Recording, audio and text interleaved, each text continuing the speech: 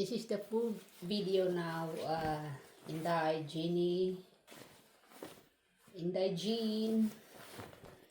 So, ituro ko kung paano ang tamang paraan ng pag-plancha or pag-ayon ng school shirt. Sa Pilipinas, tinatawag itong polo shirt. Dito, shirt lang talaga siya. Ang gamit ko pala ay steam iron.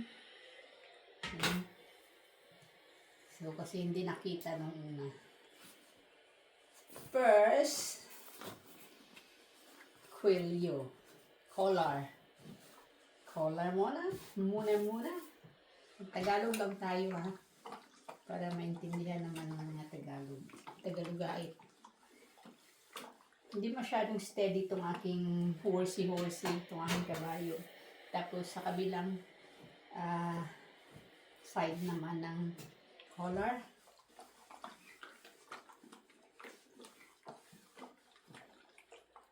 Kailangan ko ng water.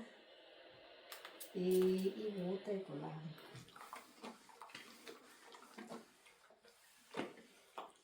Yan.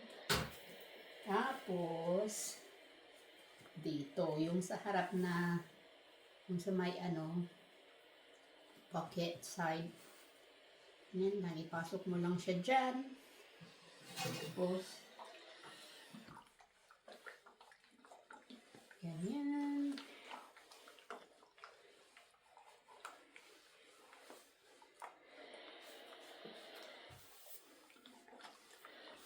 Naalala ko talaga dati, siguro kung hindi ako namasukan, hindi ako nangatulong, hindi ko talaga malaman kung paano ang tamang paggawa ng mga bagay-bagay. Kasi wala naman kaming plancha. Wala naman kaming yung mga electric na kagamitan sa kusina. Kaya kung hindi ako namasukan, katulong lang ko, wala akong alam.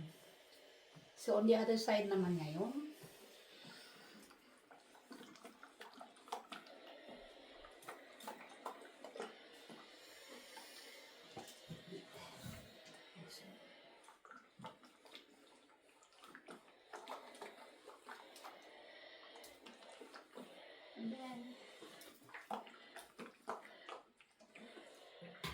tapos, yung sa back side naman, ito sa likod, ipasok mo rin siya pag gano'n naman. Diba? Ganyan naman. I-ano mo lang na wag naman magusot pagka-anuhin mo. At tapos, itong kabilang arms, i-ano mo pabaliktad, gano'n. Ayan. Ganunin mo din ang kamay. May mga polo na mahirap lang siyahin. Ito hindi masyado. So, ganun lang.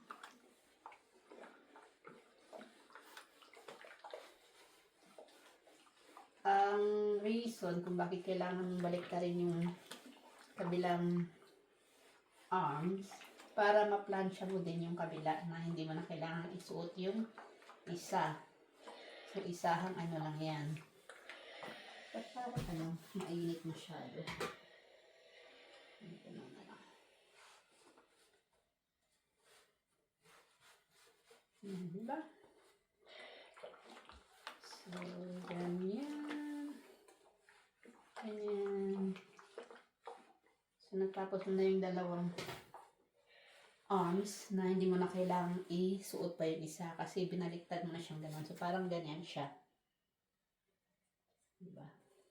Tapos, baliktarin ko na naman ulit. Dito na naman tayo. Yan lang yan.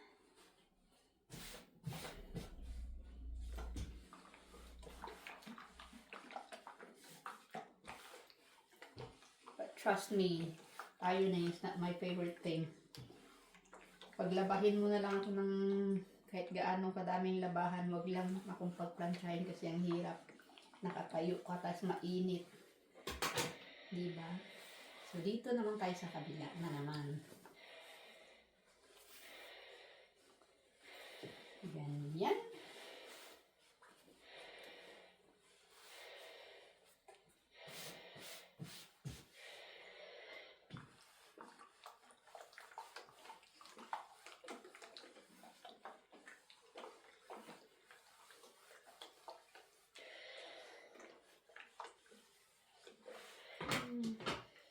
At yung final is dito naman sa likod. So, since na, ano muna, na-plansya mo na yung dito sa arms, di ba? Yung sinuot mo yun na yung arms sa kabila. Hindi mo na kailangang plansyahin yung part na yan. Tapos na yan. So, dito na lang sa may baba.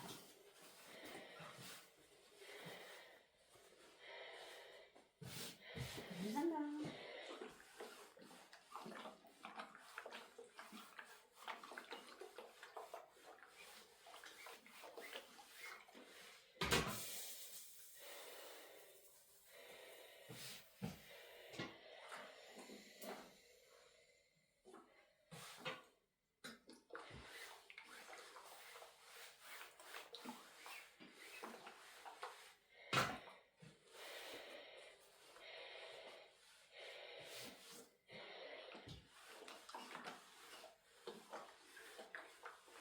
Yan.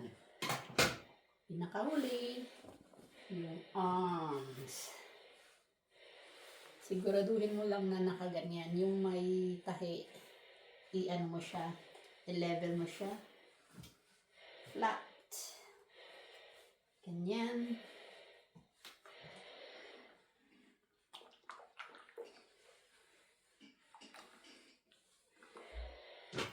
Other side.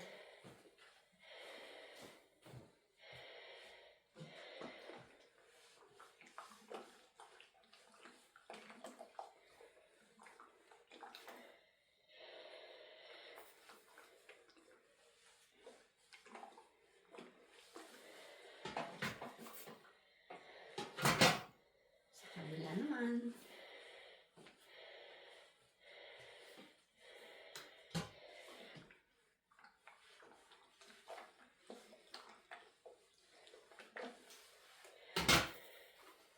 Kabila.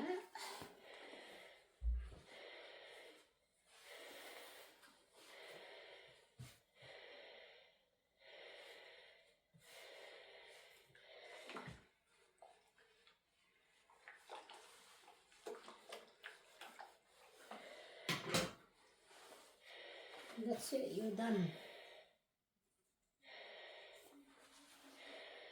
Dito naman tayo sa pantalon o yung school trousers. So, inuuna ko is yung front and back.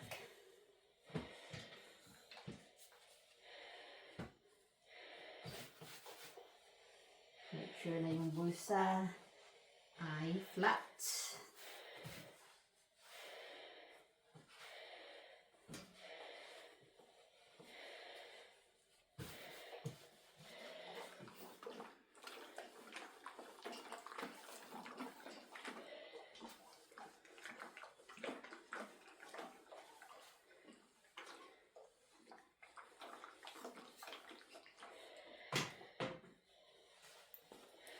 Back.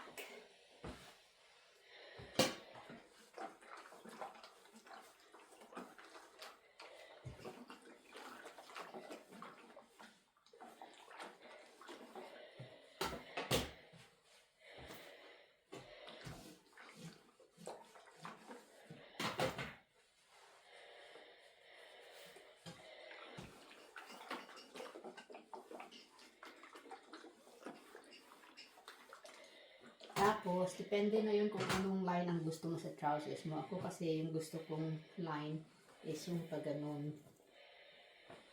Yung mga tahi. So, i-ano mo lang kung ano, saan yung tahi sa kabila. Dapat level sila. Ganyan. So, yung kabila din. Ganun ako mag-ano ng pants, ng trousers. Ganyan. Diba? Ganyan.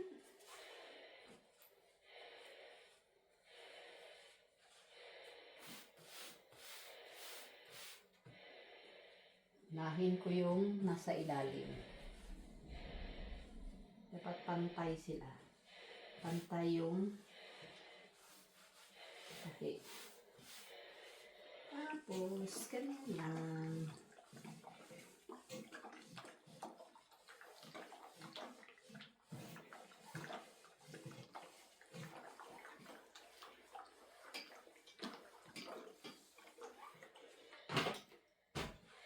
So, balik na rin naman natin.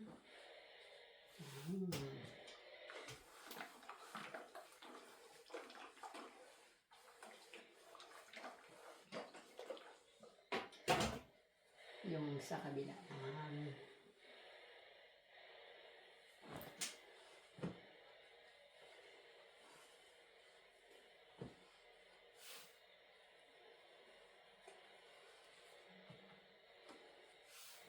Ano ba yung natapos? Balik na.